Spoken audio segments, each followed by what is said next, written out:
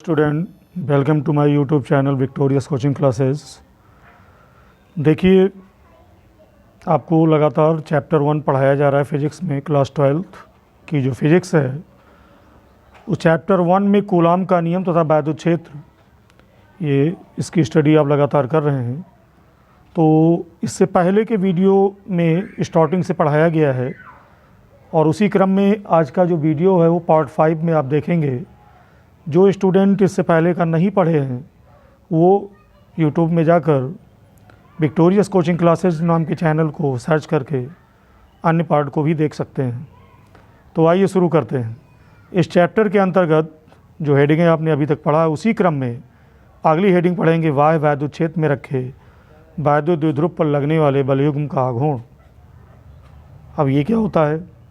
देखिए, वैद्युत द्विध्रुव के बारे में आपको पहले ही बताया गया कि वैद्युत द्विध्रुव एक ऐसा निकाय है, सिस्टम है, जो दो समान परंतु विपरीत प्रकार के आवेशों से मिलकर बना होता है और इन आवेशों के बीच की अल्प दूरी होती है 2l।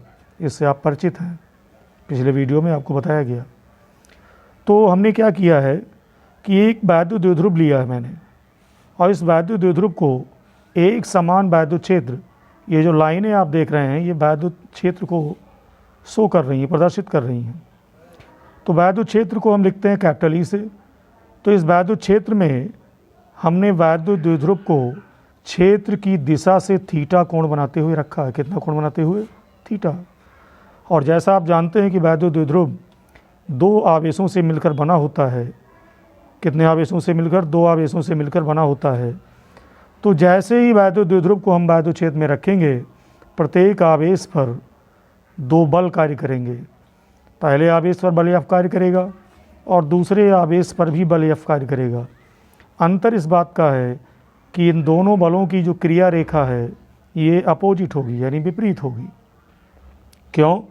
क्योंकि आवेशों की प्रकृति विपरीत है, एक प्लस में दूसरा माइनस में। अब ये दोनों बल मिलकर करते क्या हैं? इस वैद्युत द्विध्रुव को घुमाने का प्रयास करते हैं और घुमाकर वैद्युत क्षेत्र की दिशा में लाने का प्रयास करते हैं। ऐसे घुमाकर इसको वैद्युत क्षेत्र की दिशा में लाने का प्रयास करते हैं। तो ये करता कौन है? दो बल मिलकर करते हैं। दो बलों के जोड़े को हम कहते हैं बलयुग्म। दो बलों के जोड़े को बलयुग्म कहेंगे और चूंकि दोनों बल मिलकर इसको घुमाते हैं तो घुमाने को आघूर्ण कहते हैं। तो यहाँ पर हम निकालने जा रहे हैं बलयुग्म का आघूर्ण। तो दोनों बलों के कारण ये आघूर्ण उत्पन्न होता है। तो इसका पूरा नाम है प्रत्यानयन बलयुग्म का आघूर्ण और इसको हम टाउ से लिखते हैं। किससे लिखते हैं? टाउ से। तो टाउ की वैल्यू हम यहाँ फाइंड करेंगे। टाउ इक्वल टू यानी बराबर होगा एक बल, दोनों बलों में से एक बल लेंगे, एक बल इनटू दोनों बलों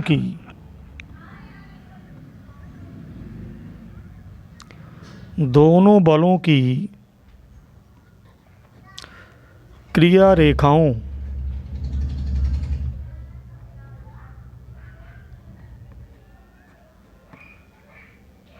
के बीच की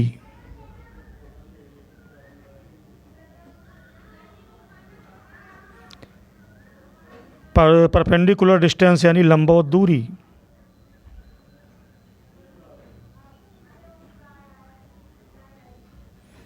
यानी टाउ इक्वल टू होगा एक बल इनटू दोनों बलों की क्रिया रेखाओं के बीच की लंबवत दूरी। इन दोनों बलों में से कोई एक बल लेंगे हम, राइट।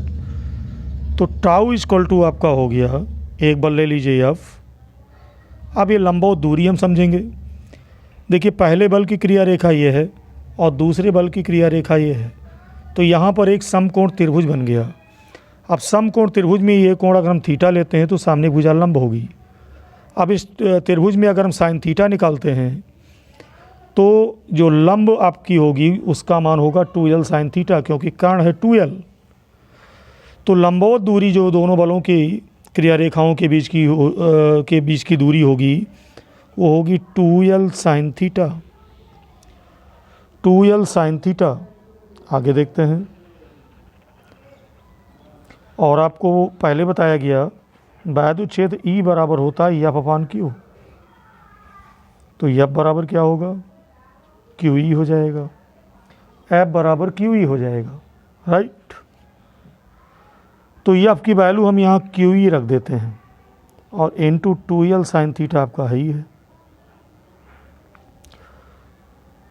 अब हम क्या करते हैं, इसमें 2q और l को एक साथ रखते हैं इंटू ई साइन थीटा, ये आपका बच रहा है। और पिछली हेडिंग्स में आपने पढ़ा है कि 2ql जो वैल्यू होती है p के बराबर होती है। p क्या है? p को कहते हैं वैद्युत द्विध्रुव का आघूर्ण। तो 2ql ये p के बराबर होगा, तो 2ql के स्थान पर हम p रख देंगे और e साइन थीटा आपका है ही। तो टाउ इक्वल टू हो गया p साइन थीटा। तो इस तरह आपने वॉल्यूम का आघूर्ण ज्ञात किया। अब एक कंडीशन लग जाती है कि यह थीटा इक्वल टू 90 हो, तब क्या होगा? तो टाउ की वैल्यू अधिकतम हो जाएगी, जिसको हम टाउ मैक्सिमम कहते हैं। थीटा की वैल्यू 90 अगर हम लेंगे तो टाउ की वैल्यू मैक्सिमम होगी, यानी अधिकतम हो जाएगी, टाउ मैक्सिमम होगा। तो फिर क्या मिलेगा? अब हम थीटा की वैल्यू अगर हम 90 यहाँ पुट करेंगे तो टाउ मैक्सिमम होगा। उस दशा में आपका हो जाएगा tau maximum equal to p sine 90। Sine 90 की वैल्यू 1 होती है, तो आपका बचता है p। तो अधिकतम वॉल्यूम के आघूर्ण की वैल्यू आपकी हुई tau maximum equal to p। तो उम्मीद करते हैं आपको समझ में आया होगा। वीडियो आपको पसंद आया है तो इसको लाइक शेयर सब्सक्राइब करें और ज़्यादा से ज़्यादा लाइक तो कर ही दीजिए। थैंक्स।